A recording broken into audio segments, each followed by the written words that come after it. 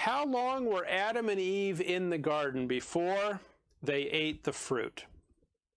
Get 1 Timothy 3. Now, there's no specifics given as to how long Adam and Eve were in the garden before they ate the fruit.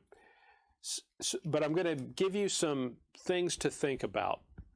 I don't think they were in there very long, and I'll show you why I think that.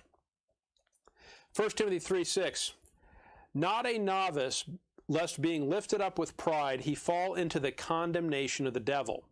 In 1 Timothy 3, it says not to make someone a bishop who's a novice, who's young in the faith, lest he be lifted up with pride and fall into the condemnation of the devil. Now, it seems the image that's being created there is that someone who is a novice is vulnerable to be lifted up with pride. That would seem to suggest that Satan fell shortly after he was created. If you want to see something similar, get John 8. John chapter 8. John 8 and verse 44. John 8 and verse 44. Ye are of your father the devil, and the lusts of your father ye will do. Notice, he was a murderer from the beginning.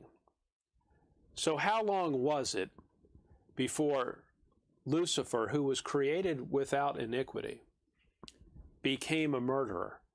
Well, it must not have been long, because he was a murderer from what? From the beginning. Look with me at 1 John 3. 1 John chapter 3.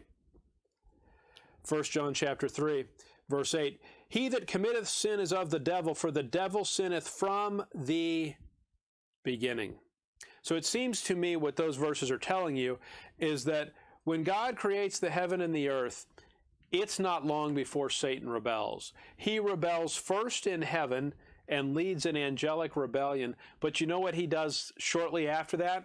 He comes down to earth and leads a rebellion on earth, because he deceives Eve, and he prompts Eve and Adam both to eat from the tree of the knowledge of good and evil. So as to the question, how long were Adam and Eve in the garden before they fell?